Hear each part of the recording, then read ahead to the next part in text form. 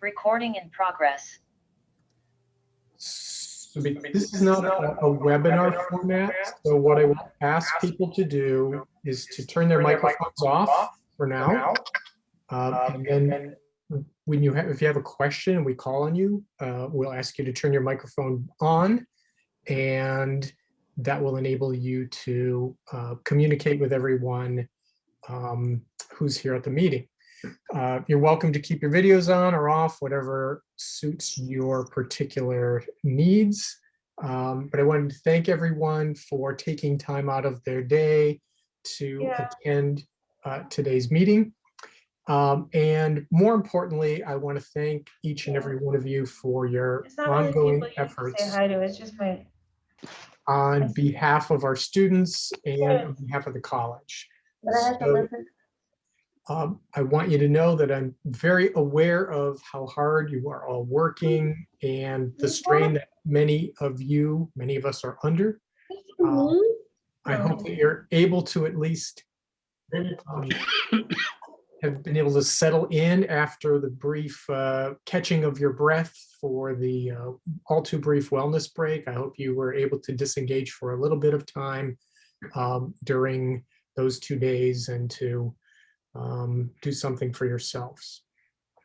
So the agenda is already being posted. We're going to change things up a little bit here because we do have the provost with us, and she is here to talk a little bit about the conversations regarding the future of CASL and chess. So I want to be respectful of her time and move that up into the toward the top of the agenda. So let me set things up here. I'm going to ask any of you that might have corrections to the minutes that were distributed, and we've already had one, for you to send those corrections directly to our faculty secretary, Krim Lacey, and to do so by the end of the week. And he will then make those corrections and we can finalize our minutes for our fall meeting. All right. So, all right. So what we're going to do first is I'm going to turn things over to Provost Alcock for a moment. And before we do that, again, let me remind folks, this is not a webinar, so your microphones, you don't have them muted, they are on. So I'm able to hear, we're all able to hear what's going on your side. So please mute your microphones unless we call on you. And we will have an opportunity for some questions for the provost, and then some questions for the material that we're presenting as well. We're going to ask you to use the chat feature, and Mike LaChance and Rita Gordon will be monitoring that and getting questions to me, particularly toward the end of the day in our presentation overall. So we have some time to work on those things. So we're fortunate to be joined by Provost Sue Alcock today. And she's going to provide a brief report out on the invitation that she sent out to both the faculty and faculties of the College of Arts, Sciences, and Letters and the College of Education, Health, and Human Services, inviting us to think collectively about the future of the two colleges. We won't have time for a wide-ranging conversation here today. We are planning to set up a future forum sometime toward the middle of the month, and we will be sure to invite the provost back for that forum, for that conversation around this topic. So we will have to sort of limit the numbers of questions we can take on this topic today, but we will be able to take a few, I think. Yeah.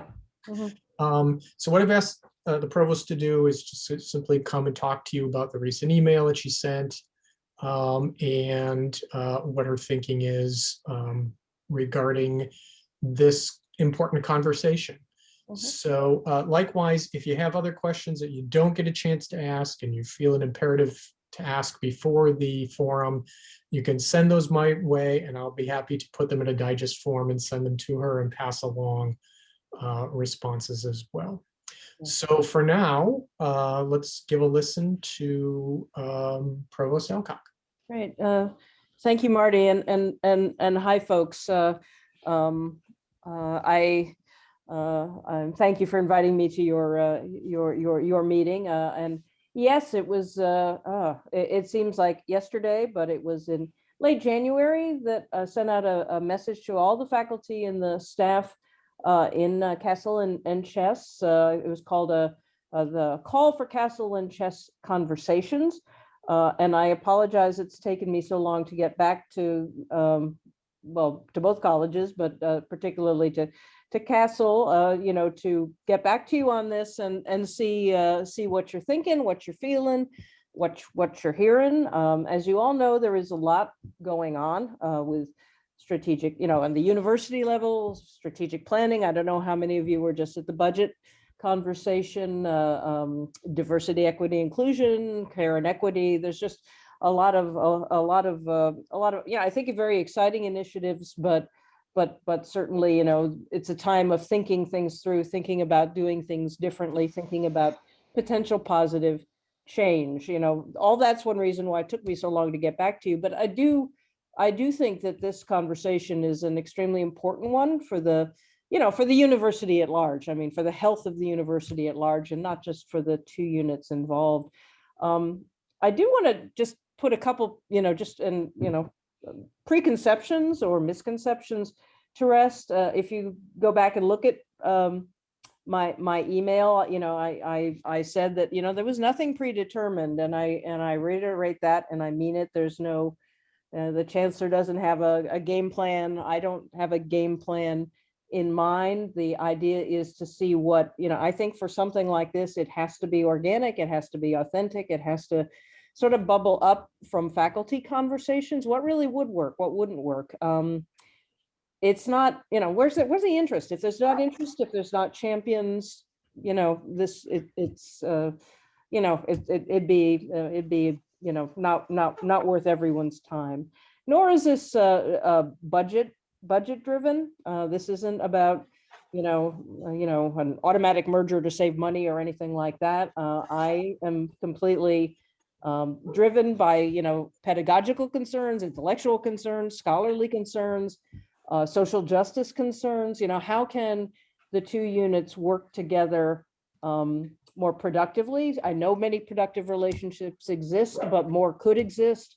Are we offering what's best for our students in this, you know, very difficult and changing world? Are we being as innovative in our programming and our degrees as we could be? These are the kinds of questions and conversations that I'm hoping will be stimulated, and I'm hoping are already going on. I know that some folks have said, well, there's so much going on, why now? But we are all sort of, you know, in a process of self-examination and future building, and we have a lot of bigger thinking to do about the post-COVID world, and, you know, what we want Dearborn to be in that world. So it does, you know, I know it's one more damn thing, but I do think it's a rich time to have, you know, to revisit things like our academic offerings, our configuration, the balance of the two colleges, especially through a sort of, you know, very much the student success, student access, student, you know, student need point of view. I want to make very clear this is intended as a, you know, this is, you know, the two colleges will have an equal voice in the discussions. And in that email, I encouraged you, you know, the faculty to reach out both ways to advance the priority. You all know, you know, I mean, you know, the history of all this better than I do, the relationship a while, you know, of CASL and Chess, you know, that Chess, I, you know, had a, you know, fair to say a rocky start, and it is going through its own process of self-examination. And, you know, what should it be? What could it be? How is it best serving the region? And it just seemed that the conversation with CASL could potentially enrich things both ways. So I, you know, basically I'll sort of shut up and hear what people are thinking or concerned about. You know, I still don't see anything in the chat.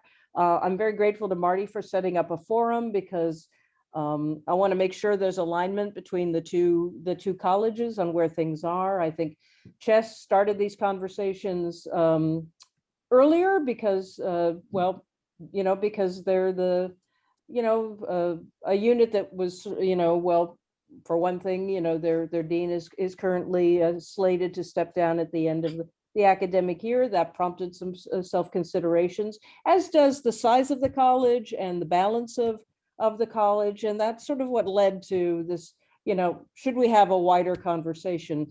That said, my understanding is that this kind of conversation has been happening for a while, that the relationship of CASL and Chess has never been fully off the table. So I hope it's not a huge shock to folks, but I do just kind of want to say this is, and it's kind of a vital time for the university, and a vital time for, these two extremely important, extremely talented, extremely, sort of necessary units to our campus. And I'll just shut up and see if folks have things to say, or anything I can do to alleviate concerns.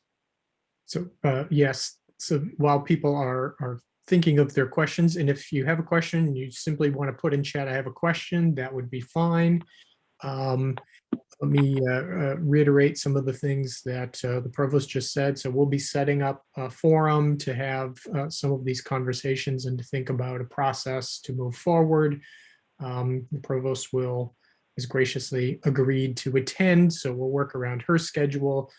I'll move things for it, Marty. This is, oh, that's all right. I've, put my money where my mouth is. I can, I'd much rather talk about this stuff than some of the other things I have to talk about. So help me out.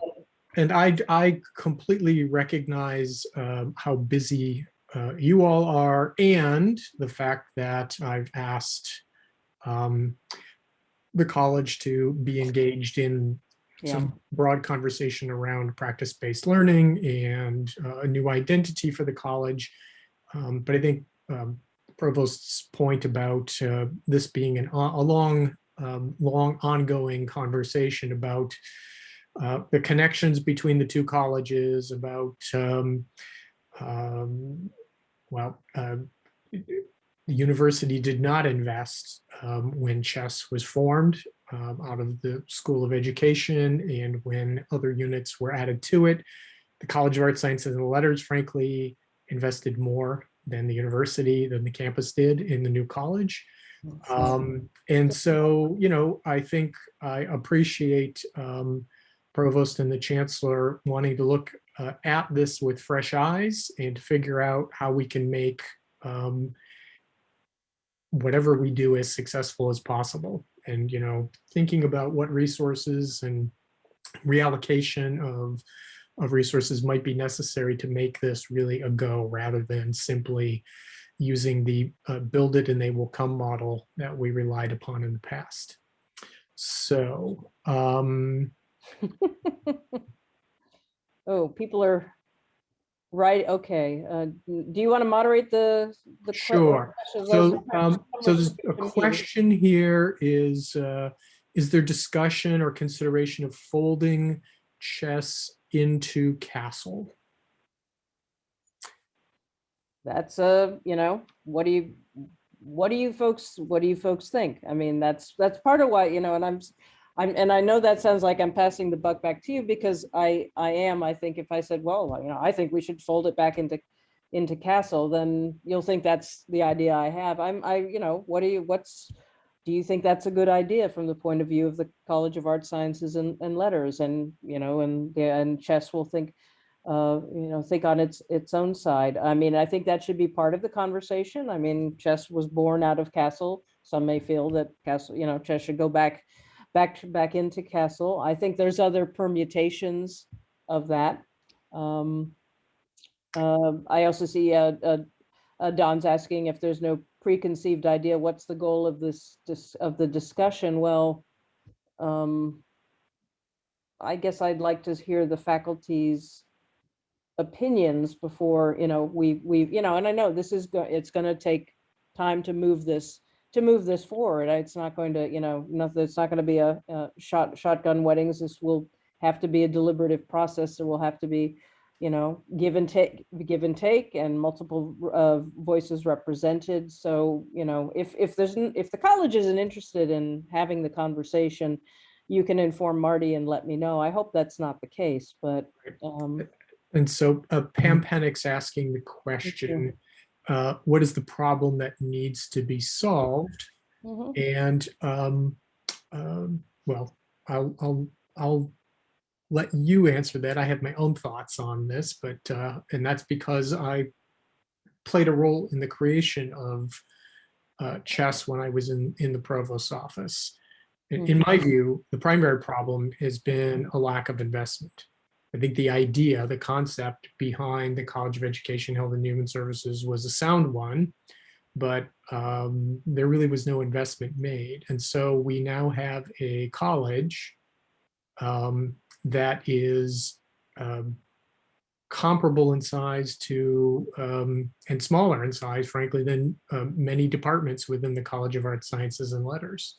And that's not to say that it can't continue to exist as a small unit, but given the connections between CASL and chess and the areas of common interest in health and even in the education programs, seems to me that we could probably be doing something that would be that would create more robust academic units and that would better serve our students.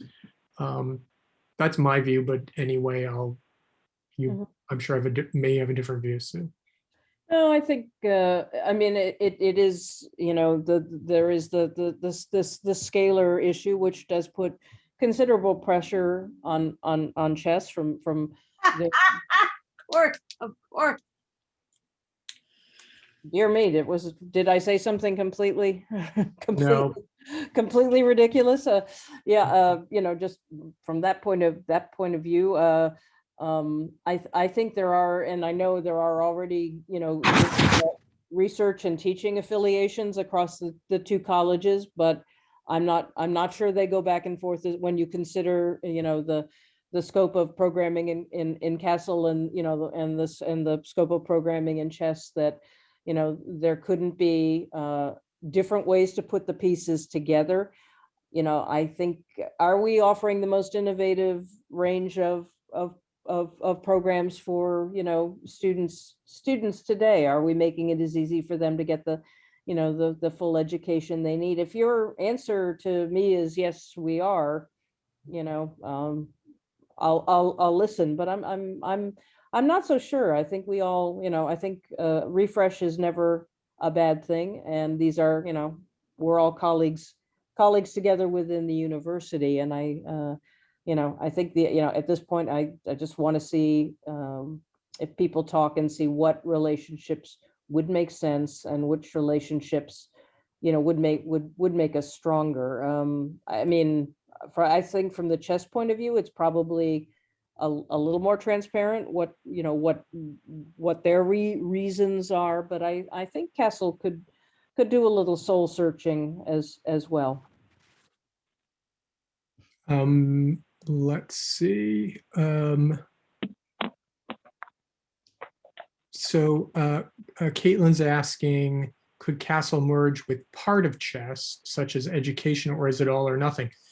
I think, the provost responded that everything's on the table. Any combination of things is very much possible here, that we could imagine any number of different ways of either leaving things as they are or moving things around or reconfiguring. I think that I would agree with Michelle Leonard. I think there are some amazing opportunities to collaborate. So I think anything and everything is on the table, but no, and I realize that's, that's, okay. But yeah, no, there's no, I gather there's a perception out there that yes, chess is going to merge into CASL, and that's the end of the conversation. As I say, that's one potential permutation, but that's certainly not, been in any way decided. And I'd prefer to, to to hear a range of options. I do think, I think Michelle also is right in the health sphere. We currently, do have significant and talented health related programming into colleges. And what barriers does that raise? And it may be, what comes out of this is, just other ways apart from a reconfiguration to facilitate, collaboration. But, I think the question still has to be called on, do we need more collaboration? And if so, what's the best way to achieve it?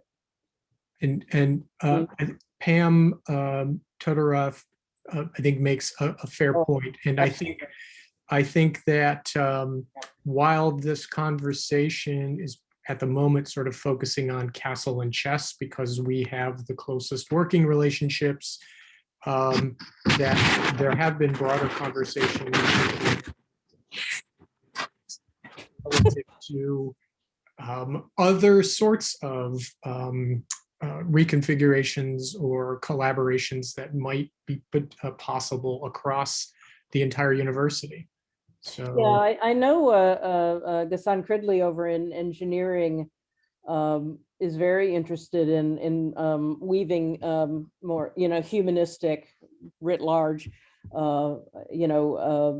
components into the engineering curriculum, and which I think is a fabulous idea and good for, he sees it as mutually beneficial. But, they have, he was talking about engineering students are very interested in sustainability, or, that's, where's all that living? It's over in, so how do we weave these things together? Or, just, engineers who, are interested in the arts, and which, is becoming a sort of a new and innovative way to teach, some of the more so-called practical hard sciences is using the intervention of the arts. I think it's those sorts of things with the other colleges.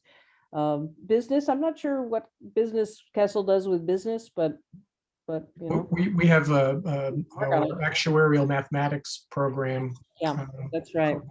And yeah.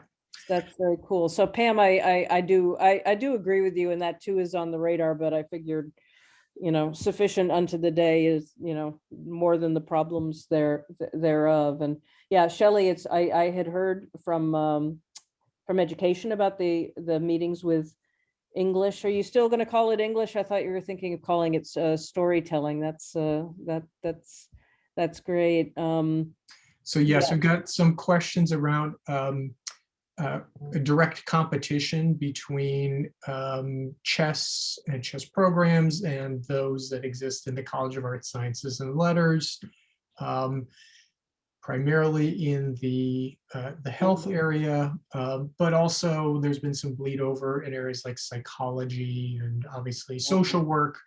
And I think that is also one of the reasons for the importance of this conversation, to be thinking more about how we can better serve our students without sort of cannibalizing each other. Yeah, no, yeah. Hi, Nancy. Yeah, no, I have heard that there was kind of, like, we'll teach this and you won't teach this, and that just, is that serving our students well? It is not. And yeah, I think, I hate the word cannibalization, but it can be accurate. And I think there's great interest in getting rid of, just eliminating that on this campus. It's a long road to nowhere, that kind of poaching. So. And so a couple questions or comments regarding reorganization and what that would mean in terms of tangible resources. Mm-hmm. And how that's tricky amidst current financial issues. Mm-hmm. And that's a fair point. My sense, though, in listening to the chancellor, and certainly from talking to the provost, is that depending on how this conversation goes and what it looks like, if it aligns with the university's strategic plan, if it meshes with student success, Those are kinds of things that the chancellor is looking to make investments in, so that we can be more successful drawing new students to our campus and ensuring that they get through their programs and into careers. Mhm. So yes, I mean, in a draconian sense, there potentially could be some savings of just mashing the two together. But that's really not I think the primary focus of this conversation. It could be one alternative, but there may be more creative alternatives out there that would frankly entail some further investment rather than necessarily dramatic cost savings. Yeah, I mean, if we have this conversation proceeds and alignments begin to emerge, but, we need a hire to anchor those alignments and really make it robust. And this is an area, a program or a dimensions that's, good for our student body, good for our university mission, good for the region we live in. Those are the kind of arguments I would be making. But I do agree, especially, I don't know how many were on the budget town hall, but yeah, we'd have to navigate the budget and very carefully. On the other hand, it's a good time to be having the conversation because we are, thinking about new budget models and so on. So it's, it adds elements into, the thinking on the financial side as well as the academic side. Though, Mahesh, this conversation for me, it's academic. I mean, yeah, as Marty said, we could probably make some budget savings by, just, banging two coconuts together, but I don't think that's healthy in the long run for the institution. So I think what we have to figure out is what makes sense in terms of our teaching, our research, and our community-based work, our community orientation, which I think someone also referred to in the, I think that was Michelle. Yeah. Just, if we're, stronger together, as it were, it might be easier to engage with, with the region and with Dearborn and with and with the city of Detroit. Just fewer pieces, as it were, can be helpful. I think Marie already responded to Pam's question about will this conversation run parallel with Yes. CASL refocus. It will, and though the nice thing is, in many respects, the conversation actually can add to the mix in that chess, to a large degree, is also sort of knee deep in PBL initiatives and that kind of work. So it's a nice partnership between the two colleges. So Bill DeGennaro is asking, if the two colleges were to merge, what would be the implications for the current CASL restructuring conversations? That would be an interesting addition to the mix, Bill. A merger of the two colleges would effectively make a college that was the same size CASL was maybe 7 years ago. I think it would probably be, it's actually wouldn't be too big of a stretch to imagine merging the existing academic units in chess into the divisional structure that was already in conversation here in the College of Arts, Sciences, and Letters, if that was the way that we were to go. Education could be a standalone unit, and health could easily move in with one of the other proposed units. I think at one point we talked about life sciences, like psychology and biology, standing as a division, and health perhaps feeding into that. So that would definitely be something that we would have to look to further the conversation around, for sure. Okay, Yeah, I see Laura's saying, and I do know, yes, chess faculty have been reaching out. I hope people are, and I hope CASL faculty feel free to reach right back. Yeah, I think I'm gonna get an update from, Dean Lampkin Williams on the outcome of some of those conversations, which perhaps depending on, we can bring to the forum. I mean, obviously at some point we'll have to get, we'll formally get get folks together. Right now, I think I'm just, I think the sort of the lower level, let's just test it out on the ground kind of conversations, I was hoping would be most productive, rather than starting up here with a formal, let's talk all this through all together all at once. But obviously we'll have to stage the deliberations as we go. But I hope there's beginning to be some back and forth, and I hope people are engaging. I do know that it's another time thing, and yeah, so. so I want to be respectful of the provost's time, because we've had you about a half an hour already. So Pam asks about a timeline for all of this. That's a great question, Pam, and that's actually one of the things we hope to address Yep. In the forum. Because I think right now, frankly, the provost has been working on a number of other things, and the forum will provide an opportunity to, I think, lay out the thinking going forward and what the timeline might look like. Yeah. So I think that those answers will be forthcoming. So Yeah. what we wanted to do was to try to allay any concerns or fears that people had, that things were rushing ahead, that there was some sort of preconceived plan already in place, and to give people an opportunity to maybe ask some initial questions that they have, with the understanding that there's more conversation to come, along with more details about how we will proceed. Process. Yeah, and I would ask your grace to give me till the forum. I had hoped to have a little bit more developed by this point, but there's been a lot going on. I can assure there's there are no preconceived plans, so something's not going to get dropped. The what's the weight that came down on Wile E. Coyote? I can never remember. The anvil. The anvil that thank you, Cam.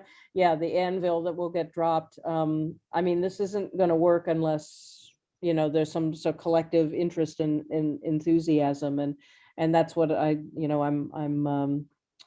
seeking to foster. And when we have the forum, I'll come back with a timeline. Great. Okay.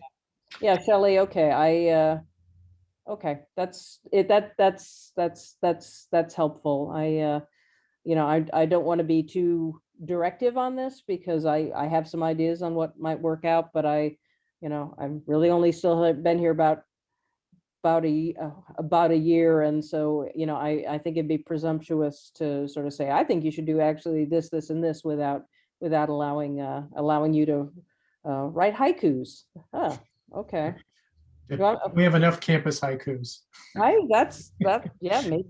Hey, maybe that's the way to get this done. So, all right, creative constraints. So Marty, I do have to. Yep, I understand. So thank you for your time. We really appreciate you taking time out of your schedule. Thank you very much. Take care, everyone. Okay, so thanks everyone for the great questions. And again, if you have additional questions that you wanted to ask, or concerns that you have, or thoughts even about a process or a preferred timeline, you should feel free to share those with me, and I'm happy to pass those along to the provost as well. All right. So let's get back to our regularly scheduled programming. And I wanted to take just a moment to make sure that we acknowledged and recognized our new staff member who won't be in this meeting, but she will be at Friday's staff meeting. But I wanted you to know that in spite of the hiring freeze that's been in place, we have been able to add one staff member to our advising staff. So Gwen Darga is our new CASL advisor.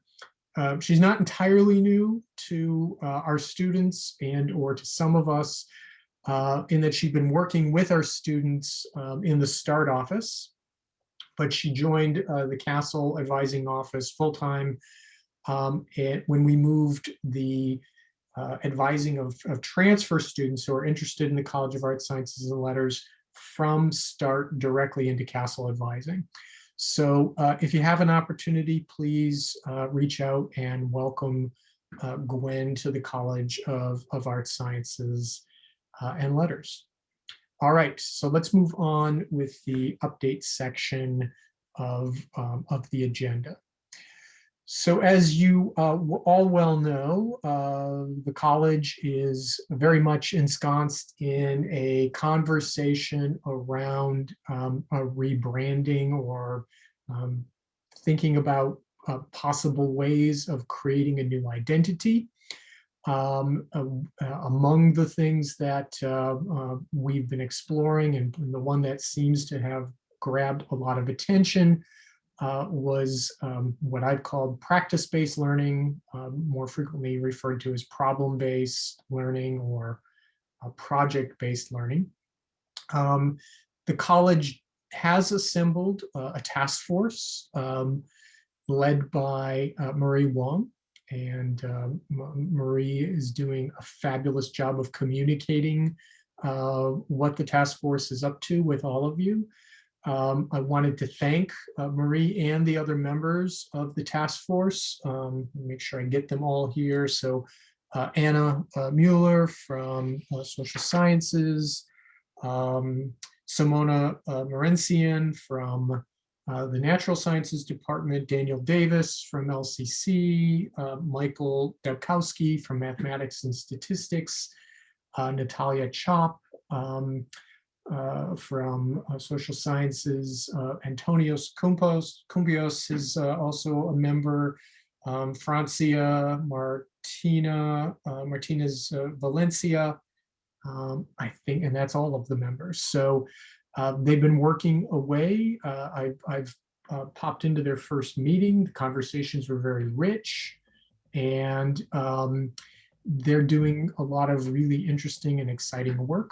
The slide that you see here doesn't represent the totality of their work because they're diligently thinking about ways. Oh yeah, sorry, Terry Laws is on the group as well. Sorry about that, Terry. I don't know how I forgot you. They are diligently thinking about ways that the project or practice-based learning initiative can plug into the various strategic initiatives that the College of Arts, Sciences, and Letters is pursuing, guided by our strategic plan. What we see here are some of the goals connected to the strategic priority number 1, student experience and success.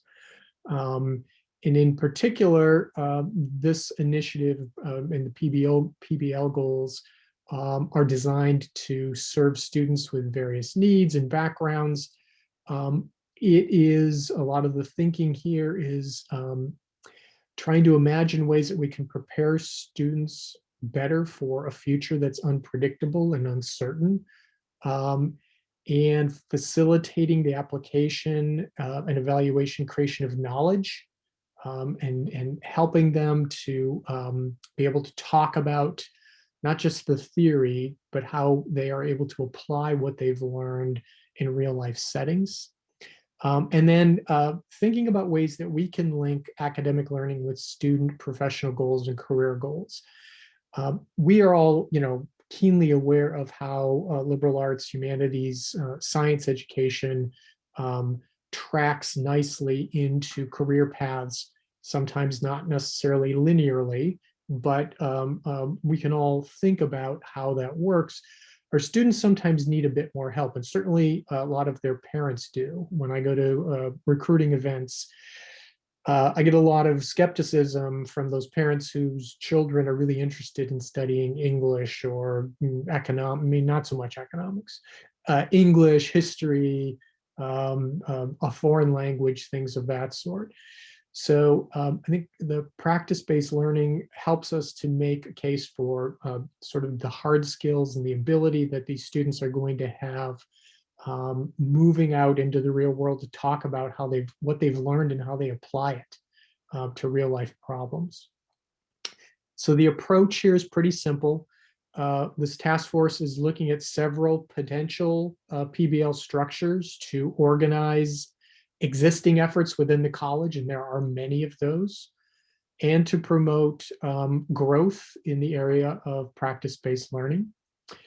For each of the different structures that they sort of come up with, they'll consider levels of embeddedness in our curriculum, the level of flexibility it provides, the workload for faculty and students, the level of disruption to implement, faculty training, resources that might be required to really launch this, and the extent to which PBL goals can be met.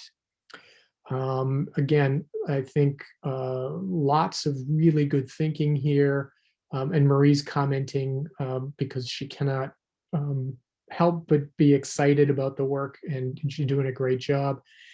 For more information, if you want to know more about how the PBL goals are tie into other strategic priorities or more about the work of this task force, pay attention to the communications that Marie's sending out on a regular basis, and or email Marie directly, and she would be happy to answer any questions that you might have.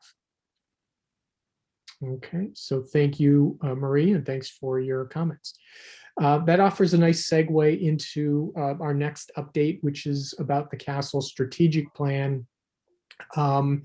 As hopefully you are all well aware, the work on our strategic plan is ongoing work. We created this plan a number of years ago.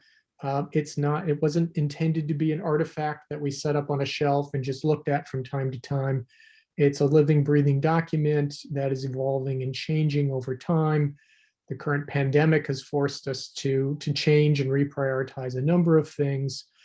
But the work is ongoing, and you can visit the strategic plan at the link that you see here on the screen. You will also see there the implementation report from the last calendar year in terms of all of the things that we were able to do and things that we still have in the works. We have allocated funding to support all of these initiatives, so there is money set aside to move each and every one of these. Of course, at the moment, those funds are frozen, so we cannot necessarily use them as we might like, but we are hopeful that the chancellor will see some positive signs coming out of the current budget conversations, and that those funds will be unfrozen and released relatively soon. And we stand ready to make investments in these strategic initiatives to the best of our ability. And for those who are unfamiliar with the plan or just want a gentle reminder, the 5 strategic priorities for the college are listed here. First and foremost, student experience and success, but also faculty development and excellence, enrollment growth and accessibility. This is a newer priority that was added within the last 2 years. Building CASL community and identity, and then enhancing CASL's organizational capacity. So that's really focuses on efficiencies and organizational structure, things of that nature. All right, so again, the strategic plan is guiding the decisions that we make as a college, and when we have the ability to spend our spending priorities as well. All right, next slide, please. All right, I suspect most of you are familiar with the work of the Care and Equity Task Force that was recently launched at the campus level by the provost. This group is, CASL's very well represented on it. It was brought together to think about how the campus might better respond to some of the issues that our faculty, staff, and to a lesser extent students, because there's other groups working on those issues, but mostly faculty and staff, and how they're sort of dealing with the current pandemic and the situations that they're finding themselves in. That task force's guidelines and recommendations, call to action was recently revised in response to some suggestions made by CASL faculty. The link you see here will take you to the latest version of that call to action. In response to this call to action, though, the college's executive committee at its February 2nd meeting, so a month ago, unanimously endorsed a set of guidelines, which we shared via email on February the 4th, that are to be used by the college as we consider how best to navigate our personal professional reporting, and as we navigate promotion and tenure discussions and our evaluative processes in the face of the disruptions caused by the current pandemic. So it really is intended to be a set of guidelines to inform our thinking about how we should be evaluating our peers, how we might consider reporting our own work, in light of the fact that the pandemic has undoubtedly had significant impact on the work that many of us are doing. We've got the demands of online teaching. A number of us have perhaps small children at home. Maybe there have been health issues or family members who are dealing with health issues. All of this, we can't, you can't travel to do research. You can't go to archives. Labs have been shut down and restarted and shut down perhaps again. All of these things have had a significant impact on productivity, and these guidelines are intended to help us to think about how we should or how we could perhaps view the work of our peers and our own work through the lens of this care and equity work. So I really encourage you to take a look at these guidelines. And CASL exec will be revising them slightly in light of the recent changes made by the campus level care and equity task force to its call to action, and the link is above. We are also going to be taking up some of this conversation at Ad Council in a forthcoming meeting, and we will continue the conversations in CASL exec as well. So I wanted to give kudos to CASL exec for its work here. The College of Arts, Sciences, and Letters is way out in front on these issues and is really helping to set the conversation for the entire campus. So that's great work on the part of your colleagues. So thanks to CASL exec. All right, next slide. This one I won't say a whole lot about, but I wanted to bring people's attention to another piece of work that CASL exec has been engaged in. And this was the recent adoption of a value statement related to faculty service.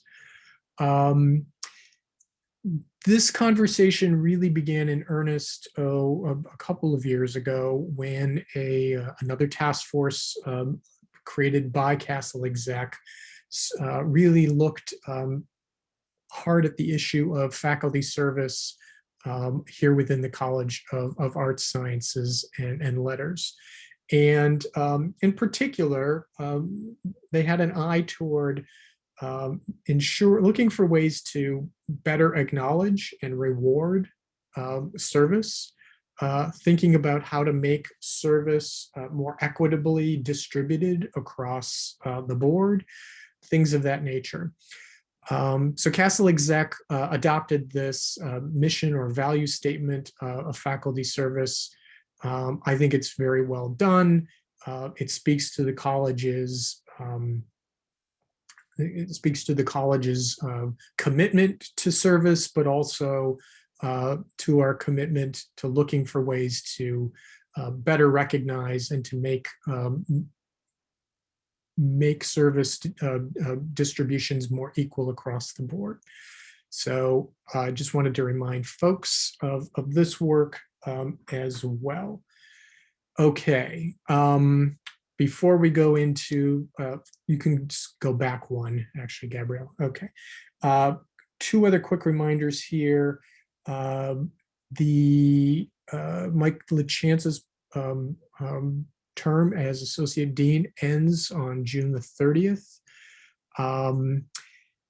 We thought long and hard about not replacing Mike, but given the amount of work that the college is engaged in and the amount of work connected to planning during the pandemic, we just cannot go without having that position.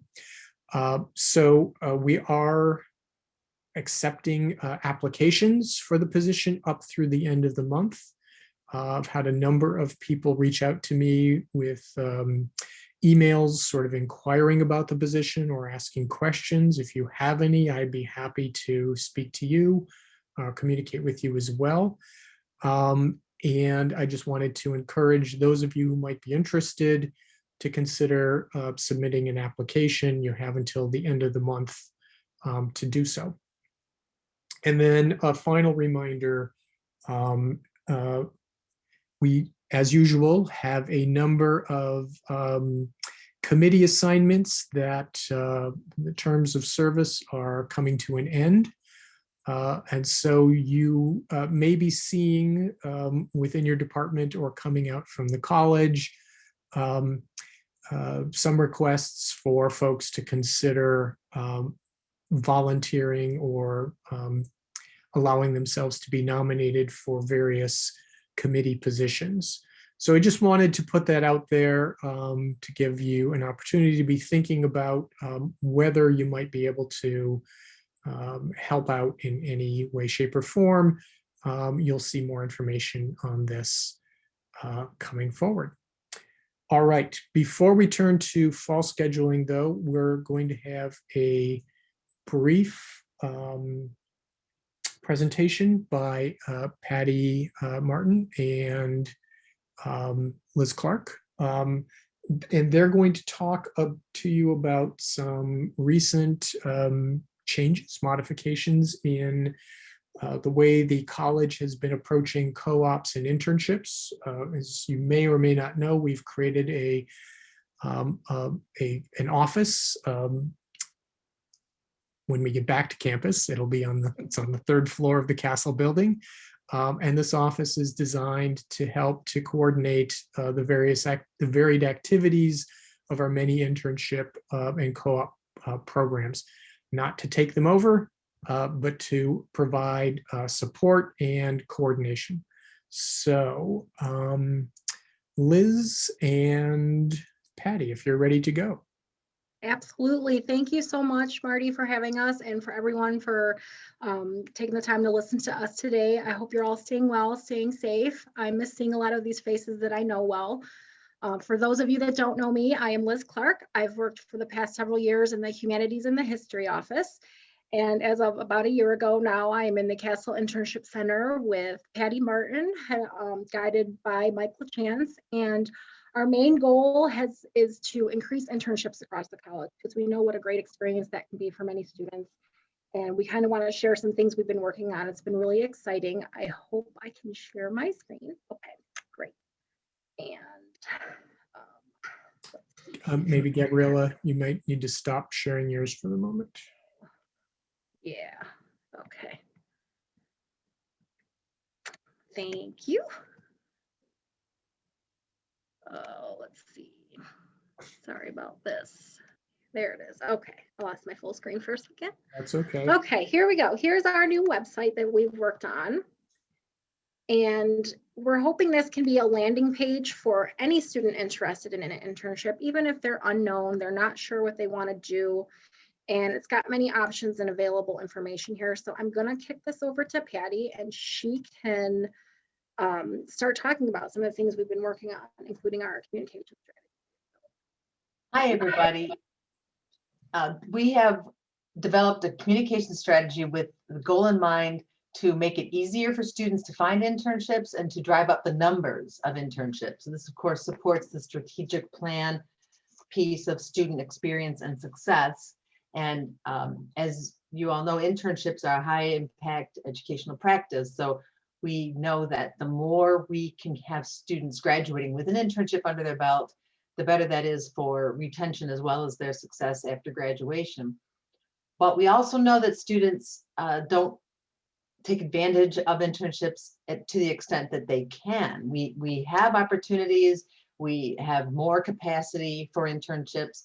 So one of our first things was to create a lot of ways for students to find us. And there you can see on our webpage, we have drop-in Zoom hours each day of the week. We have a real quick information form. We let students make appointments.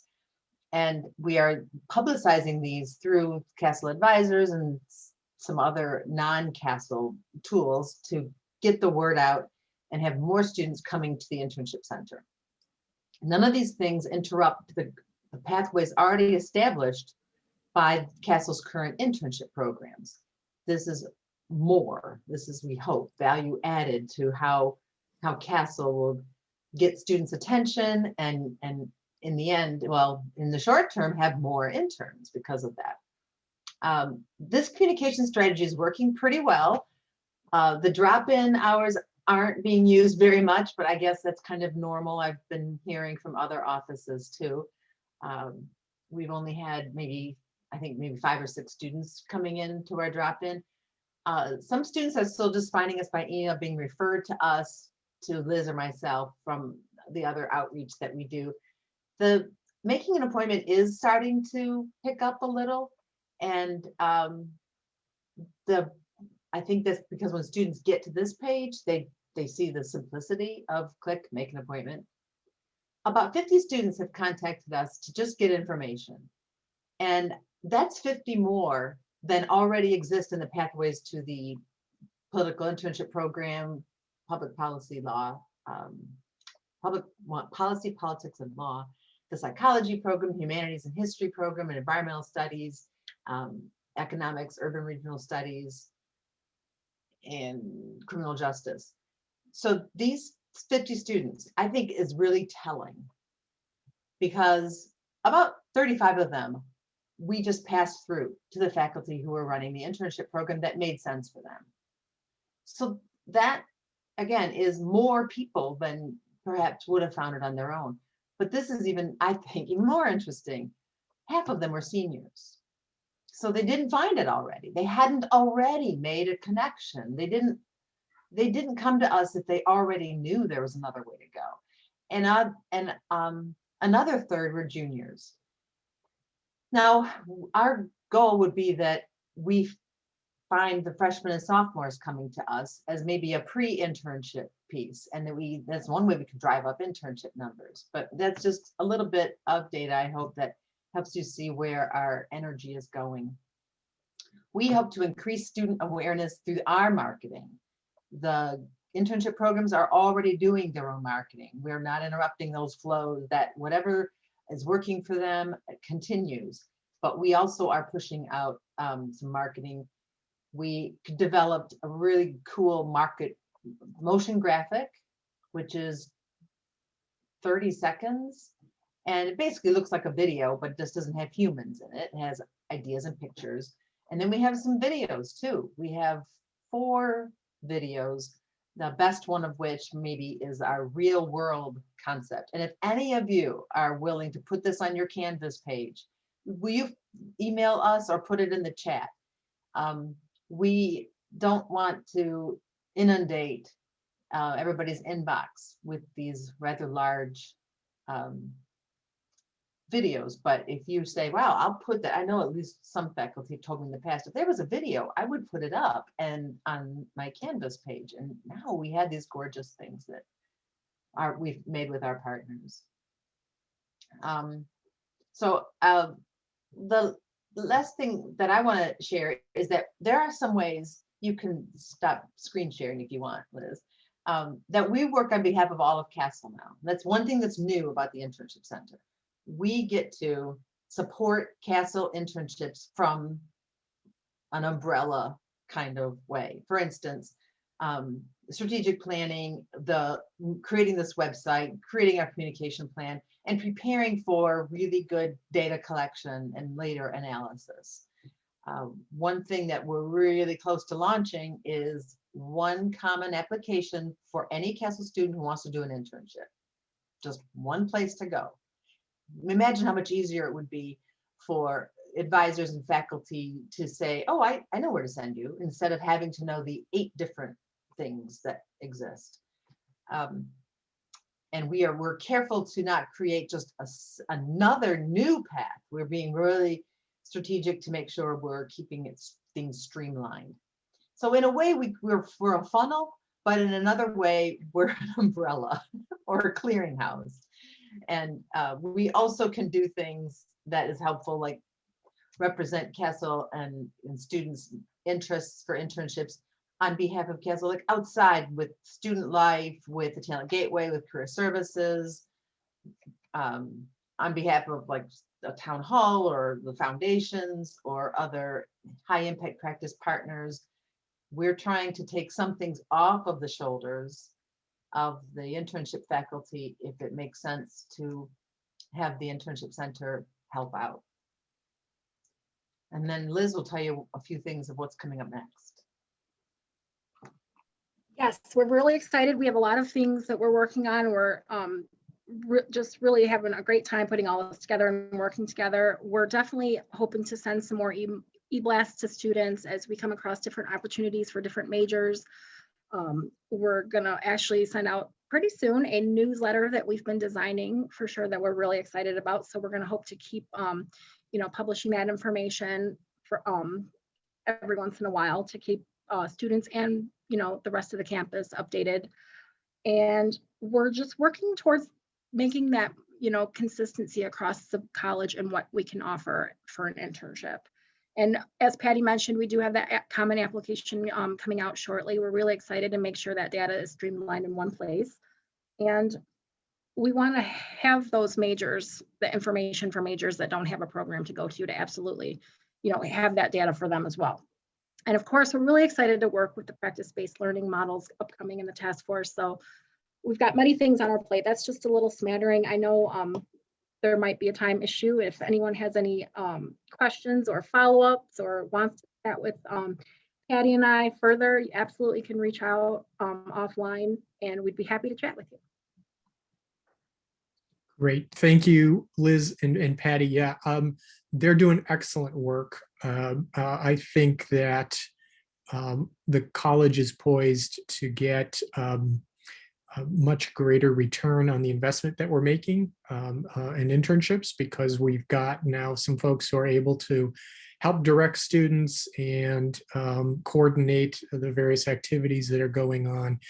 And I think we're all aware that it's particularly important for students in the College of Arts, Sciences, and Letters to get some hands-on experience. These internships and co-op experiences are really crucial for them, so that when they leave the university, they've got some things that they can show prospective employers and or professional programs in terms of things that they've done and they're able to talk about. And I'm really excited about the conversations that are about to take place between internships and co-ops and the PBL task force as well. So another great initiative. It's a shame that we didn't have the opportunity to sort of really bring to fruition the office that we had planned, but that will happen when we return, if we ever return to campus. So thanks, Liz and Patty. All right, Gabriella, if you want to bring your screen back up. All right, and you can go to the next slide. And All right. unmute myself. Yes, very good. Well, hello, everybody. Thank you for joining us today. I will just give you a few updates for this upcoming fall. I want to thank you, first of all, for your flexibility, for pivoting this way, that other way, back and forth. There's been a lot of changes, and we still don't know much about really what the fall semester has in store for us, but the campus is planning. I know you are planning. So here are a couple of updates. So currently the campus is planning for different scenarios, 3 in particular, but including a 50% scenarios for a COVID transition semester, which would bring up to 50% of courses back to campus, face-to-face, and also a 75% scenario for more of a what the chancellor has called a recognizable semester with more face-to-face courses. In the first round, that was due, I think, towards the end of February, the priority was given to first-year courses, mostly math, statistics, the foundation courses, some math sci courses and labs, and foreign languages.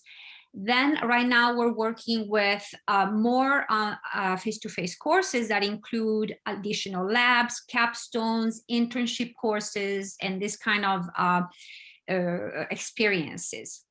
The third round, which is about to be announced, will try to provide a best on-campus learning experiences for our students. So that will be up to 75% courses, 75% courses back on campus.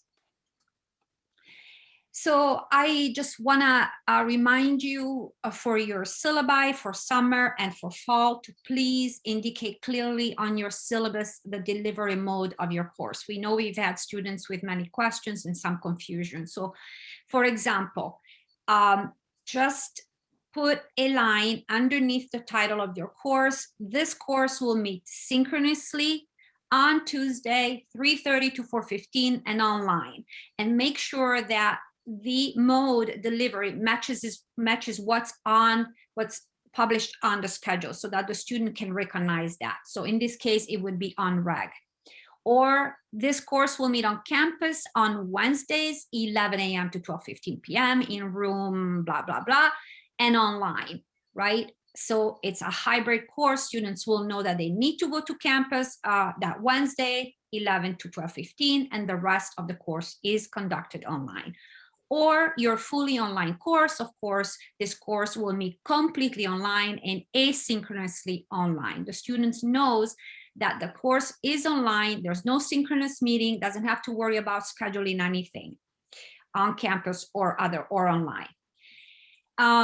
So the seniors officer will make a decision by the first week of May regarding what kind of semester we'll have in the fall. It will all depend obviously on the CDC guidelines and what will be in place, if we will have the 6-foot distancing or not. We're waiting to see that, of course. No matter what, the schedule will be published on May 24th for our students to see. That's why we have to have a the final version of the schedule by then, so that students know what's going to happen in the fall and they can plan accordingly. Please, if you have any concerns about returning to teach on campus, you need to contact your chair or program director. The college and HR will then work with faculty requesting individual consideration. But however, faculty cannot unilaterally determine their teaching modality without proper consultation, which would be your chair, the program director, and again, HR.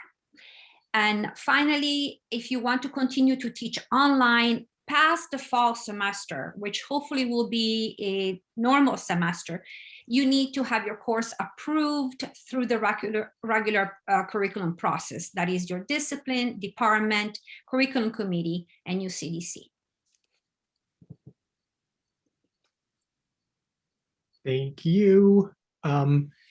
Thank you, Gabriella. And if you have questions, we should have some time at the end of the meeting today, so you could ask them there, and we'll try to answer them as best we can. Please not email me, please. Yeah. Send an email. And I completely appreciate the fact that the third scheduling option, the 75%, is difficult, on top of already 2 other versions of the schedule. I suspect that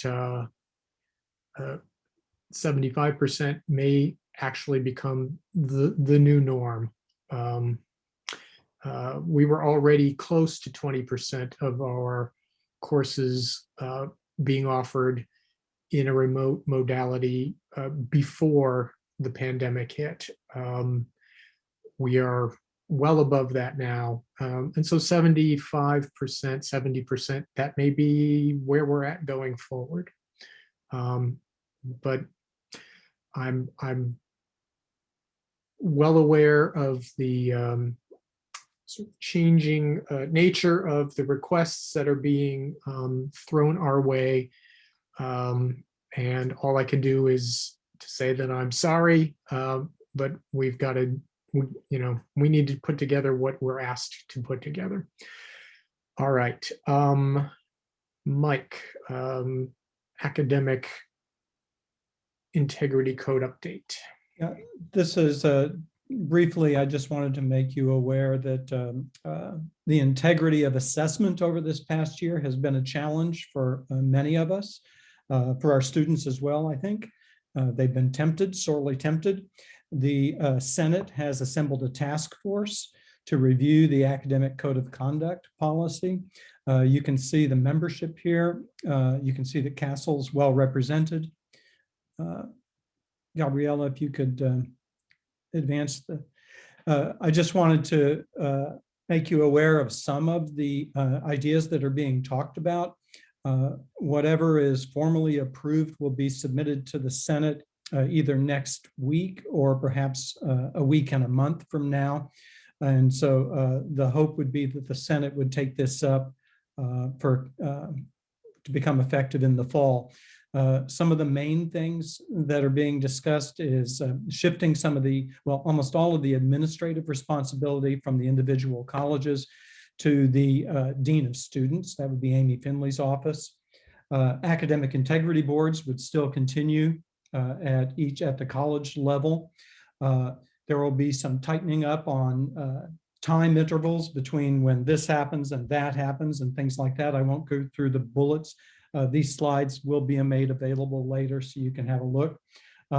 One big thing is a discussion about an informal alternative to what we've been doing.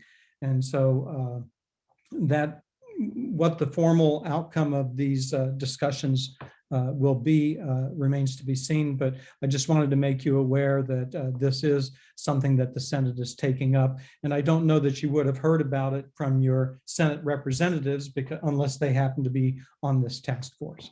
So that's it from me, Marty. All right, thanks, Mike. And yes, so I think what's being proposed relative to academic integrity process will lift a lot of burden from the college while still leaving responsibility for those cases within the college.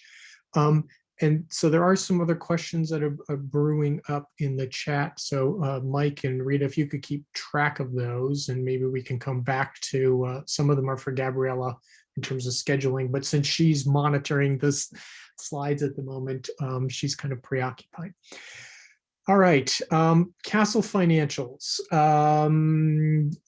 We were hoping to have much more to say today regarding CASL's financial situation. But as those of you who attended the town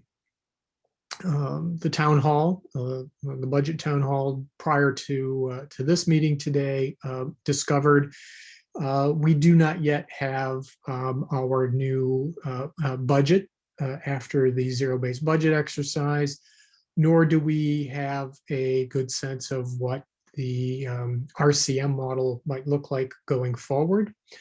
And so all we can do here is to provide you with a brief snapshot of where things stand. So the chart that you're looking at here shows you our budget to expenses for fiscal years 18, 19, 20, and into fiscal year 2021. As you can see, our base budget has declined precipitously for the current fiscal year, as have our expenses have generally surpassed our base budget, and that's largely been a function of the old budget model, along with other clawbacks that have been made by the central campus.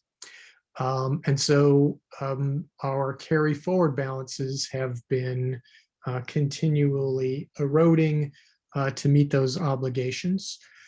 When you're looking at the expenses, the purple column for fiscal year 2021, that only captures expenses up through January. We're projecting that our overall expenses for this year will be slightly down, in part because a number of things that we would normally be spending money on, we're not spending money on. Photocopying, phones, hosting, things of that nature, because of the pandemic aren't going on. And so our overall expenses should be slightly lower this year, which is good, and which of course is what we were planning on, because when we were forced to make our budget reductions, we often looked to those areas as a means of meeting those targets.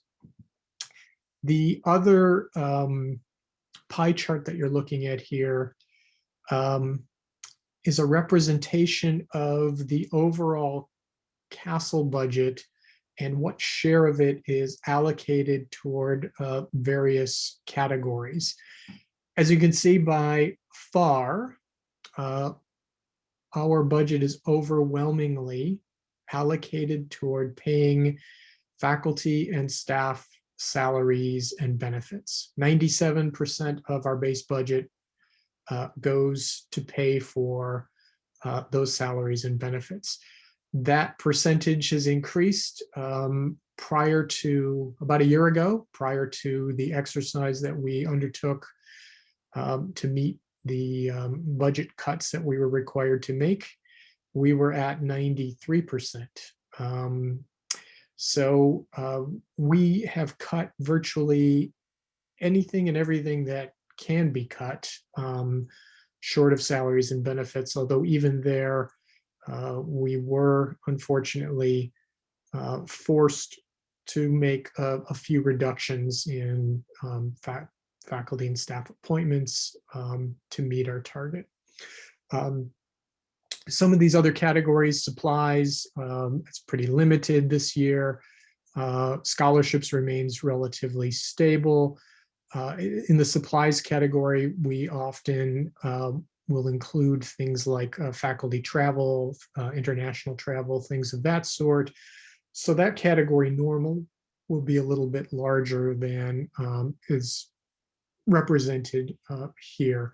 And indirect costs is it's not actually 0%, but it is less than 1%. So the idea here is just to give you an overall sense of where things stand. Rita, anything that you wanted to add that I failed to mention here? You did a great job, Marty. So I appreciate you understand our budgets so well. The only thing I would add is if you attended the town hall, we are still waiting to hear on the zero base. We did request over 32 million, and that effort was to restore CASL to where we believe we need to be to fund faculty PDF and travel. Because many of you want to go places when it's safe to do so and present and do all the great things you do in terms of research, as well as student employees and developmental opportunities for staff. So we felt a little over a $32 million budget was what we needed to run the college efficiently and effectively, but also to meet our needs. So we're hopeful, but that remains to be seen. We don't have any updates at this time. Yes, thank you. Likewise, we don't have any updates on the fate of our carry forward balances. The provost has been working very hard to free up professional development funds. We have been getting a number of requests and we've been able to approve some things. So it seems to be loosening a bit. I think you heard in the town hall today, Brian mentioned that those were important expenditures that needed to continue. So hopefully we'll get some word soon relative to PDF and carry forward balances, and we may be able to start spending some of that money as well. So, all right, next slide. Wanted to end by sharing with you our enrollment data. And again, I think Melissa Stone talked at a higher level about enrollments for our campus, both in terms of where things are currently at and what people are expecting going forward. Unfortunately, what I'm sharing here with you today is relatively bleak. As you can see, from the fall semester to the winter semester, we had a roughly a 9% decrease in enrollment. And this is student numbers, headcount. And when you look at a one-year comparison from winter 2020 to 2021, again, a 9% overall enrollment decrease. Next slide, please. This is similar comparison looking at credit hour data. Again, 8% decrease from fall to winter this academic year, and 9% from last winter to this winter. Winter enrollments, of course, are always less robust than fall enrollments. But the trend here is a concerning one, and it will undoubtedly shape what we are able to do vis-a-vis potential line requests going forward and things of that nature. Next slide, please. All right, so why are we seeing this precipitous decline? Well, first of all, let me say it's not just us. We shared with CASL exec recently data from all of the public universities in the state of Michigan, and with the exception of Ann Arbor and Michigan State, which are effectively sort of holding their own. They're not exactly growing by leaps and bounds. and for some reason Ferris State, which seems to have bucked the trend, at least as of late. Every public university in the state of Michigan is experiencing similar significant declines in their arts, humanities, and sciences colleges. Why is this happening? First of all, the transfer pipeline has shriveled dramatically. Community college enrollments are down across the state. Henry Ford College, one of our largest transfer partners, has seen its enrollment now dip it's right around 10,000 students, which is just unbelievable. There's also, of course, the shrinking pool of high school aged students here in the state of Michigan. That's a national trend, but it's more pronounced here in Michigan and other areas in the old Northwest. There are also some retention issues that we're seeing that are connected to the current pandemic. Financial difficulties that students are facing because of loss of work or parental loss of income or any number of other things. The university has done, I think, a tremendous job of trying to address these using CARES funding and HERF funding to help students to be able to continue making progress. But nonetheless, this is impacting enrollments.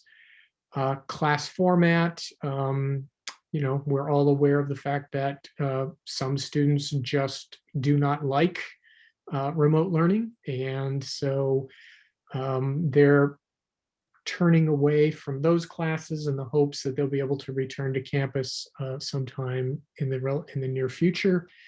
And then there may be health issues or family issues as well. We're trying to pay attention to those. Morgan Yunker, our retention coordinator managers, working hard to address those issues. In terms of future enrollment outlook, Melissa shared some optimistic news in terms of the number of applications for FIDIAC students, first time at any college, is up. We got this year the students who were either waitlisted or not admitted to Ann Arbor were given a choice of indicating interest in Dearborn as well. So we've gotten those names and we've already reached out to those students. We're seeing more of them express interest than we have in the past. There's also the Michigan Frontliners and Reconnect scholarship programs that were recently announced by the state legislature. Those will likely have a positive impact on transfer enrollments and adult learners, although, as Melissa pointed out today, that's a longer term because those programs are just ramping up and people are just getting into the pipeline. And so we, as a campus, are looking at a projected 5 to 7% enrollment deficit for fall of 21. So the campus is expecting overall for an enrollment decline, and that will be across the board. It's not just the College of Arts, Sciences, and Letters, but in looking at past enrollment data, like this year, we were down 5 to 6%, but the College of Arts, Sciences, and Letters was down 9%. So it is likely that CASL will continue to experience some significant enrollment declines. We're doing all that we can to work as closely as we possibly can with enrollment management. Morgan Yunker's working really hard on retention initiatives. I know that faculty are working hard on making themselves available for admitted student events and things of that nature. EMSL has announced some renewed interest in working with faculty on the recruiting front.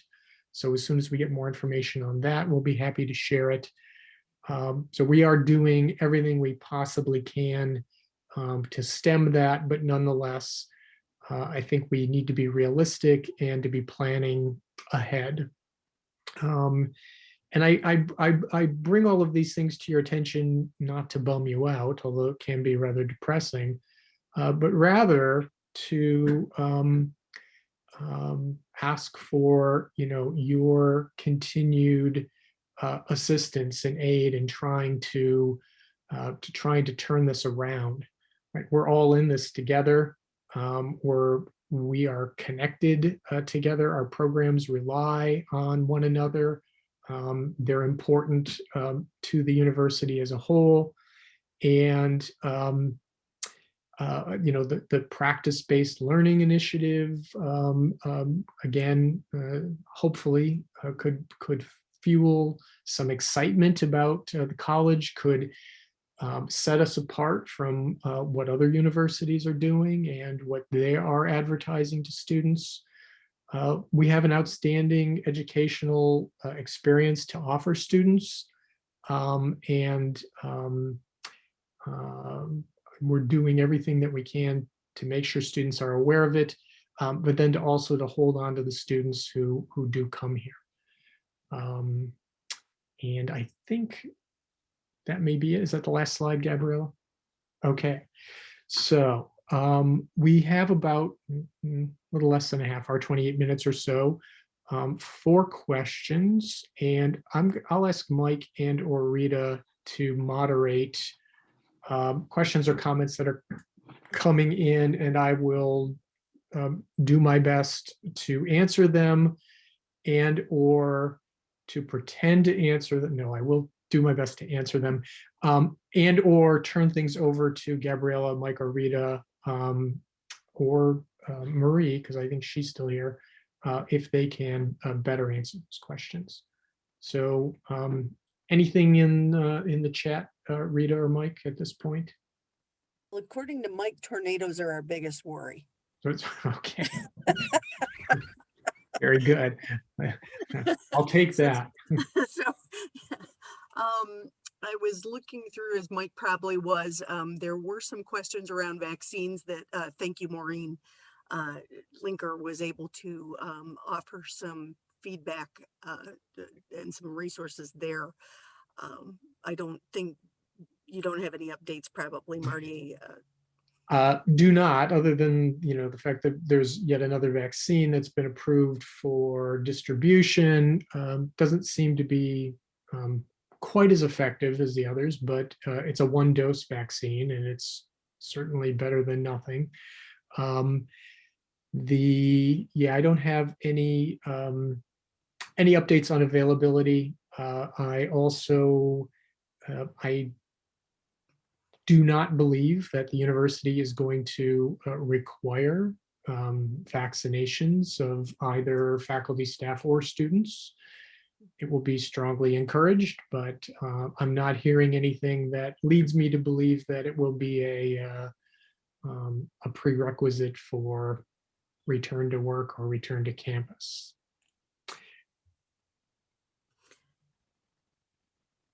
Let's see, there's a few questions about the structural changes with declining high school students. It looks mostly like a commentary. I'm not really seeing any questions. Mike, are you? No. And Gabriella, were you able to answer the questions about fall and scheduling? And I think that there's been some questions regarding concern about the CDC guidelines. Obviously, if the CDC guidelines remain in place, right, where we have to be 6 feet apart, we won't be able to have that much of a campus presence because we just don't have the classrooms. Then we would go back to give priority to those courses that are already, being scheduled to be on campus. Like I said before, the labs, obviously, the foundation courses and other courses, the capstones, internships, and things like that. We're hoping that, we're trying to be more optimistic. Everything points to more vaccination coming to us, to the positivity rate going down.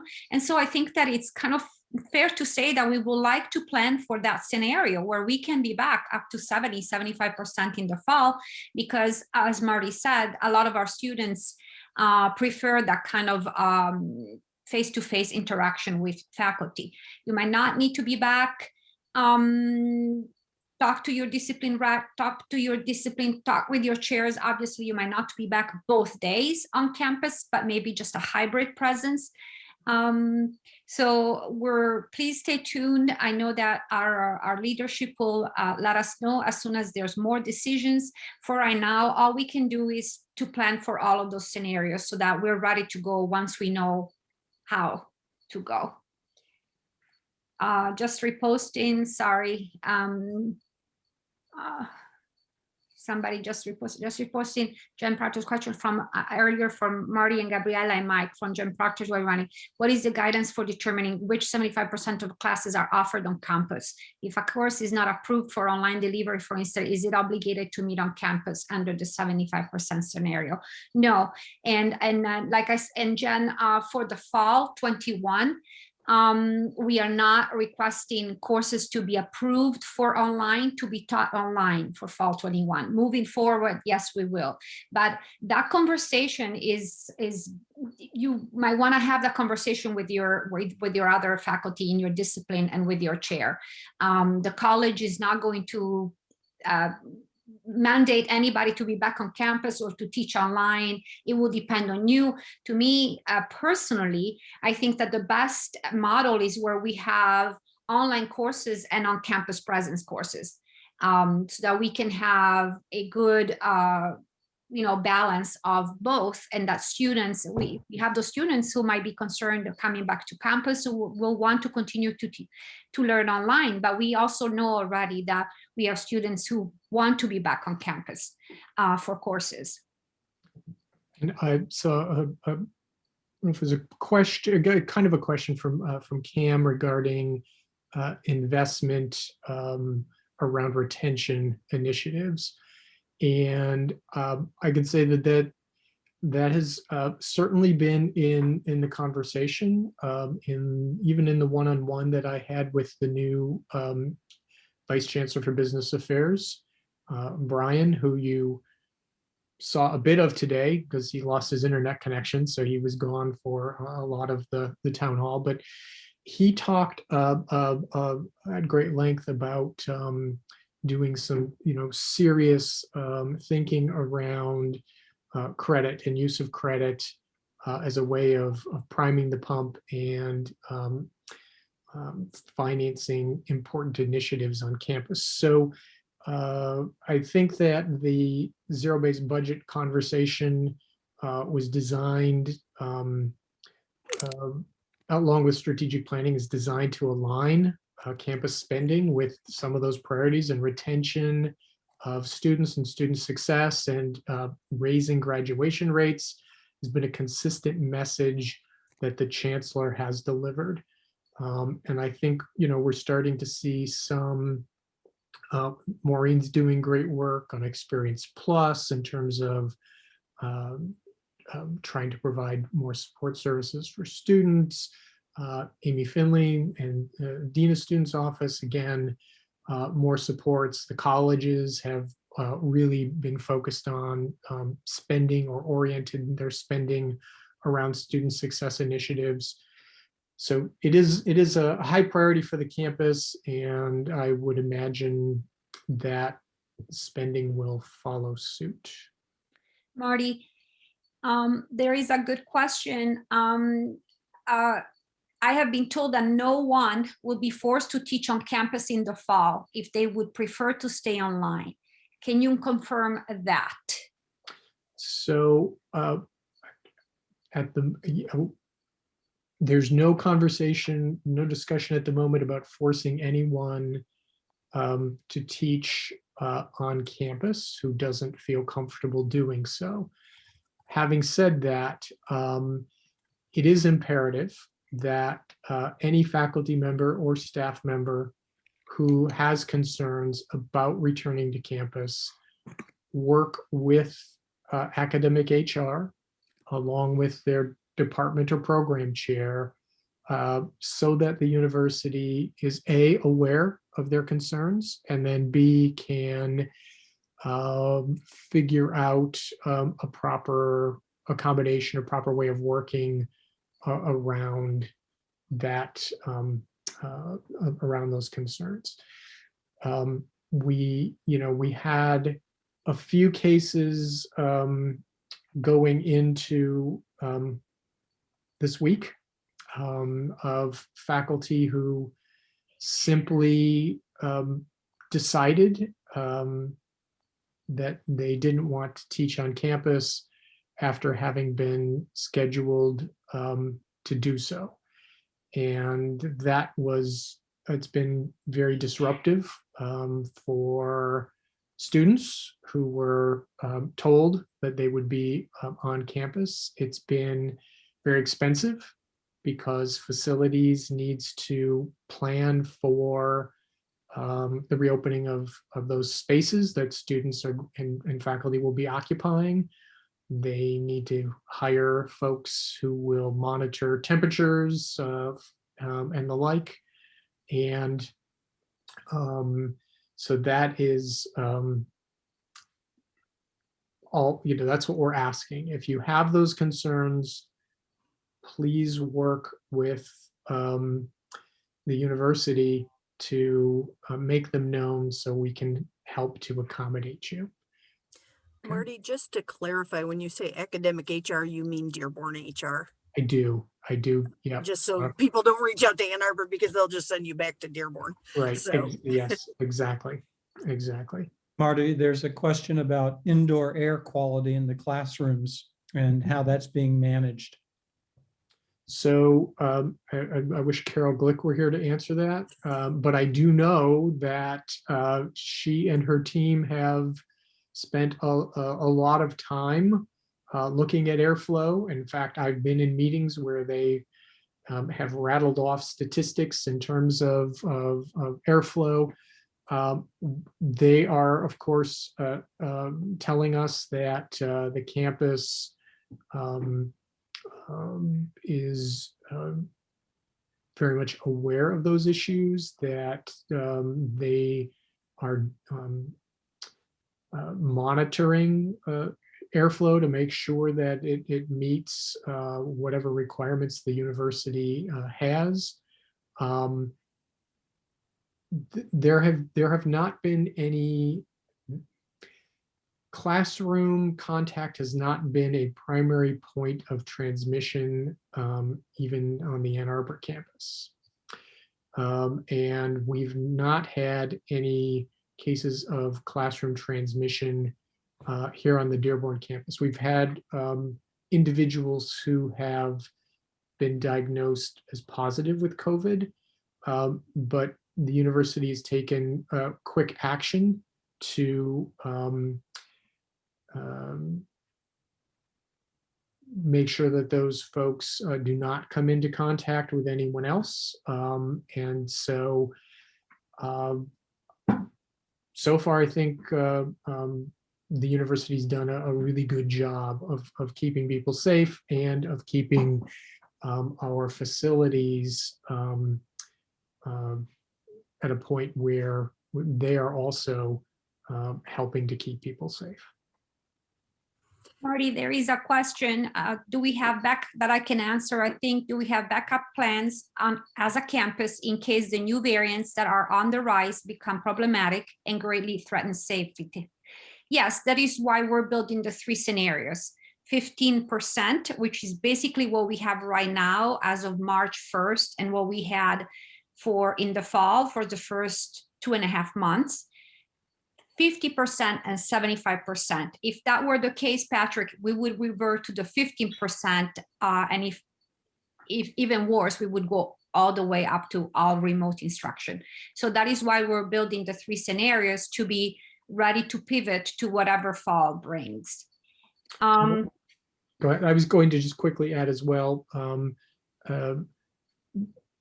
in terms of conversations around people's willingness or ability to return to campus, I want to reassure folks that similar conversations are happening with our staff members as well. So I don't want anyone to think that they're going to be forced back to work and or that staff are not being thought about and their safety and their concerns also being addressed. Marty, there was a quick question I was going to answer from Mahesh regarding the budget. Yes, please. Because it kind of scrolled by with some other ones that are similar. So the question from Mahesh is, does the $32 million proposed budget exclude services that are moving to the provost office, such as the Math Learning Center? Mahesh, when we prepared our request for the budget with the 32+ million, the Math Learning Center wasn't in the process of moving. So those learning centers were included in our budget. Marty has been working with Mitch to identify I guess negotiate might be a better word, because CASL has borne the cost of all of those learning centers for some time.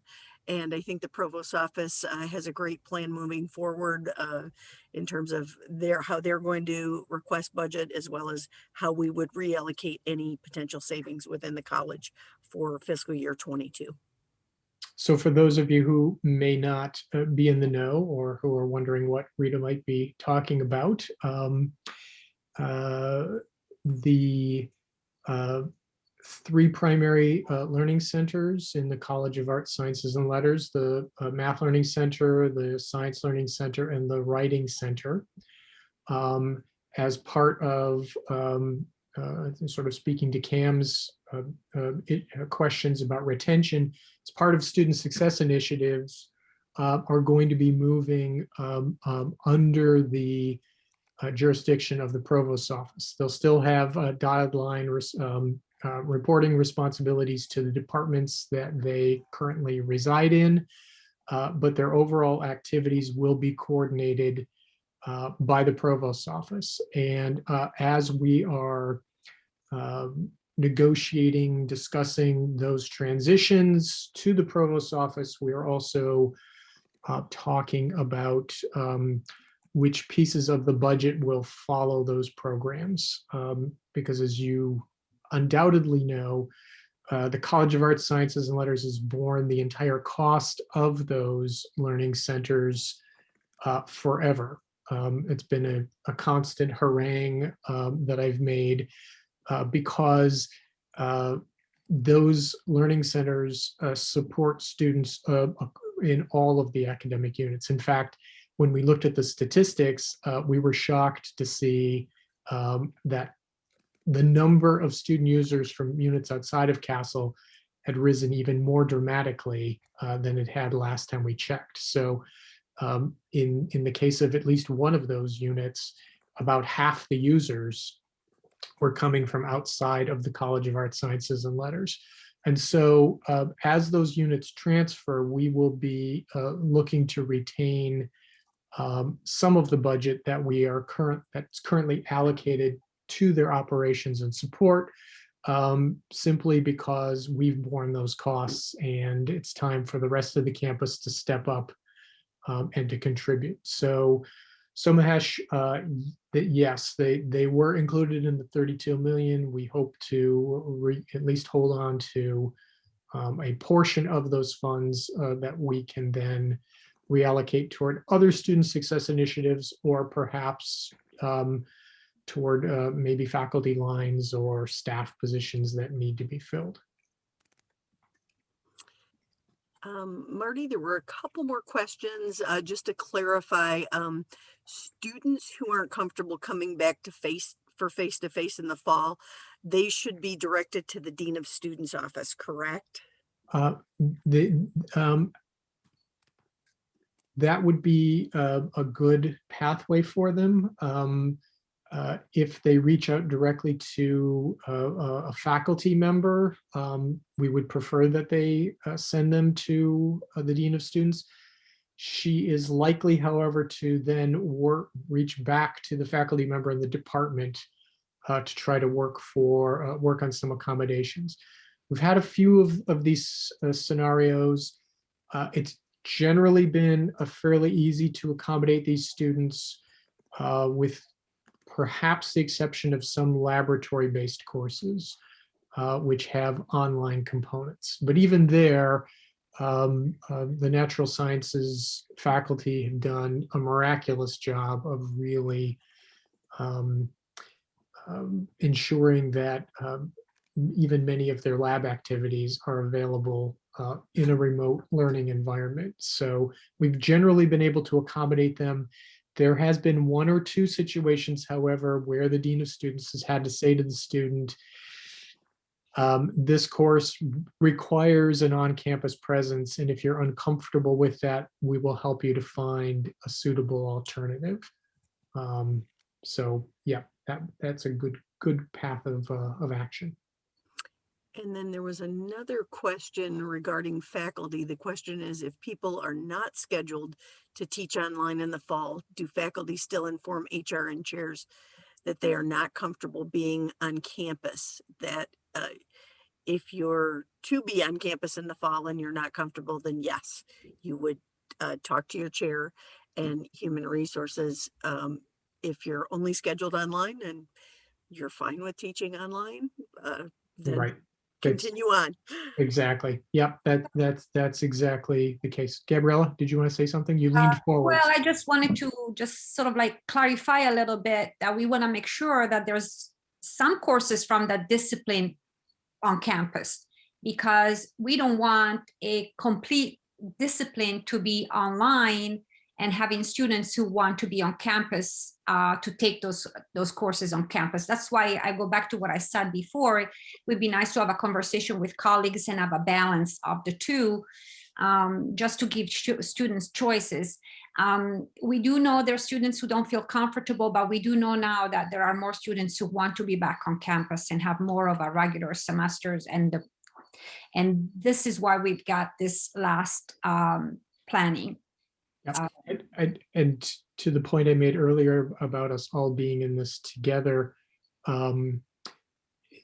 if it is determined, within your discipline, as you have conversations amongst yourself, that it's imperative or important to have some on-campus presence, we would hope that the responsibility for doing so would fall equally across the discipline, so that it doesn't fall disproportionately on our Leo colleagues or on our pre-tenure faculty.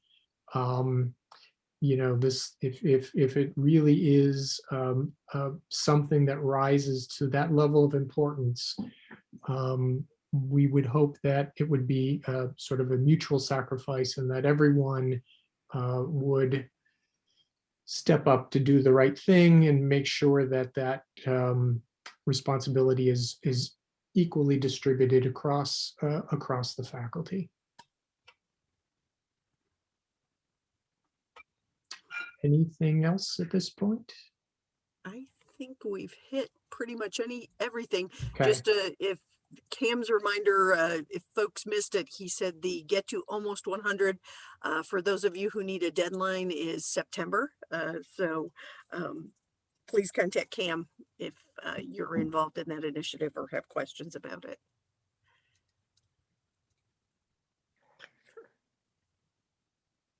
What is she doing? Anything else, anybody? No? Okay. All right. Well, if you do have other questions that you didn't get a chance to ask, or were too shy to ask, or you were too upset and needed time to frame it differently, please send them my way, and we'd be happy to address those.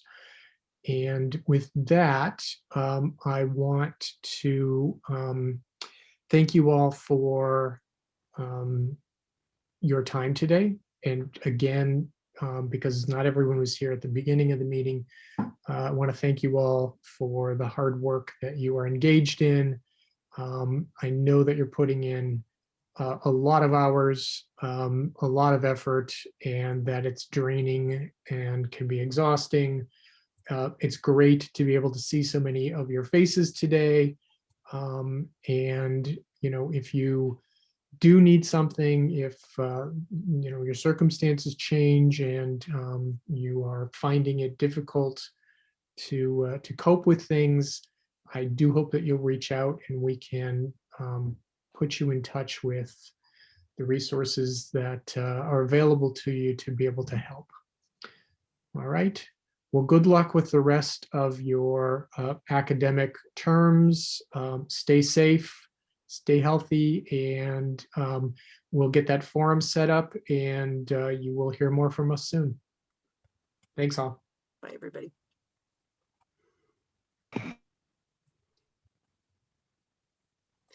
You should stop the recording, Marty. I think I did. Okay. My hand is Maybe stuck. not. Let's see. No, looks like it's still recording.